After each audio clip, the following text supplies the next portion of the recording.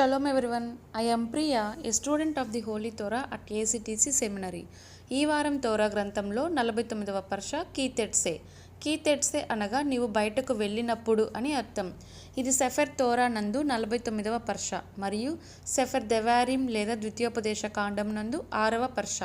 ఈ పర్ష యొక్క 6వ అలియా వాక్య భాగములు. ద్వితీయోపదేశ కాండము 24వ అధ్యాయం 5వ వచనం నుండి 13వ వచనం వరకు.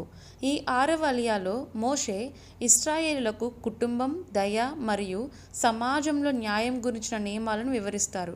కొత్తగా వివాహం చేసుకున్న వ్యక్తి 1 సంవత్సరం పాటు యుద్ధానికి పిలువబడకూడదని, తన భార్యతో సమయం గడపడానికి మరియు ఆమెను సంతోషపెట్టడానికి అవకాశం ఇవ్వాలని ఆదేశిస్తారు.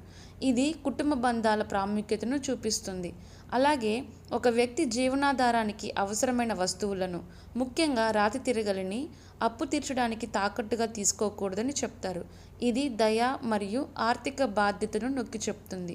మరొకరి బానిసను లేదా వేతన కార్మికుడిని అన్యాయంగా బలవంతం చేయకూడదని, అటువంటి చర్యలు ఎలోహిం దృష్టిలో పాపంగా పరిగణించబడతాయని హెచ్చరిస్తారు. అదనంగా ఒక వ్యక్తి అప్పు తీర్చడానికి తాకట్టు తీసుకున్నప్పుడు దరిద్రుడి దుస్తులను రాత్రి వరకు ఉంచకూడదని, వాటిని సాయంత్రానికి తిరిగి ఇవ్వాలని ఆదేశిస్తారు. ఇది దరిద్రుల పట్ల దయ మరియు గౌరవాన్ని చూపిస్తుంది. ఈ భాగం ఎలోహిం ఆజ్ఞలకు విధేయత, కుటుంబ బాధ్యత, సమాజంలో దయ మరియు దరిద్రుల పట్ల న్యాయం యొక్క ప్రాముఖ్యతను నొక్కి చెప్తుంది. ప్రియులారా, మరిన్ని తోరా పాఠాల కోసం మా యూట్యూబ్ ఛానల్ను సబ్స్క్రైబ్ చేయండి. షలోమ్ లెహిత్రోత్.